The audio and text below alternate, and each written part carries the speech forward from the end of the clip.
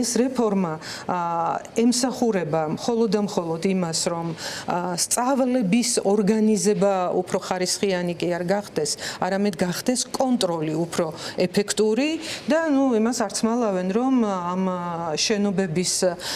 თემა მათთვის ერთი ძალიან მნიშვნელოვანი ინტერესია და არავინ არ ლაპარაკობს იმაზე, რომ უნივერსიტეტს იქნებ თვითონ აქვს განზრახული თუ ავტონომიურობაზე ვლაპარაკობთ, რომ რაღაცა ეს ქონება გამოიყენოს იმისთვის, რომ ან სასწავლო ცენტრი შექმნას, ან კვლევითი ლაბორატორიები შექმნას, ტექნოლოგიური ბუმია ხომ სოფლიოში და ჩვენ ჩამოვრჩებით აბსოლუტურად არავართ, ასე ვთქვათ,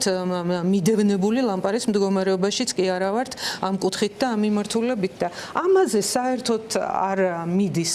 ლაპარაკი, ჩვენ ვრჩებით რაღაცა ჩამორჩენილ საბჭოთა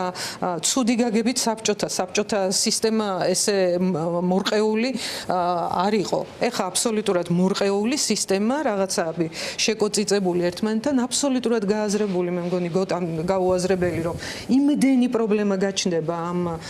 პროცესში, კანონი, რომელიც მიიღეს უცებ და ეხლა ამბობენ, რომ დავიწყებთ ჩვენ უნივერსიტეტებში ამის გაცნობას. რაღა აზრი აქვს ამ გაცნობას? ძალიან საინტერესოა. ეს ყველაფერი ხო უნდა უძღოდეს წინ და ის რომ განათლების რეფორმას, ჯერ ნებისმიერი რეფორმა, მაგრამ განათლების რეფორმას, რომელიც ქვეყნის მომავალს, ქვეყნის ახალგაზრდობას, საერთოდ ამ ქვეყნის სახელმწიფოებრივ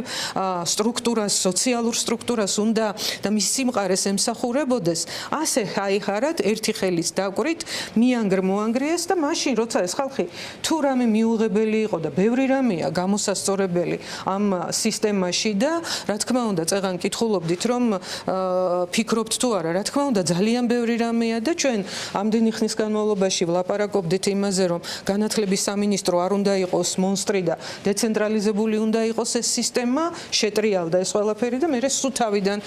ხდება ყველაფერი გასაკეთებელი. იგივე სახელმწიფოებთან დაკავშირებით. იგივე, როდესაც ამბობს, რომ 64 უნივერსიტეტია და ვერ აკმაყოფილებს ვერანაირ მოთხოვნებს. ვინ მისცა აკრედიტაცია ამ საუნივერსიტეტო პროგრამებს? ხომ მათ 13 წელია, კარგი ვთქვათ, რაღაცას წინა ხელისუფლებას დააბრალებენ, მაგრამ ამ 13 წლის განმავლობაში ვინ გააკეთა ეს?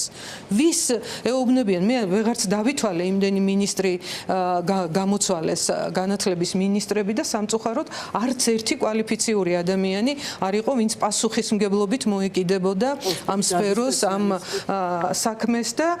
ყველა ხო ესე ყურმოყრით მაინც ყველა მიცის რეიგანის დამოკიდებულება ხო განათლების სისტემისადმი, რომ შენ დებ ინვესტიციას ქვეყნის მომავალში და შენ შეიძლება იმ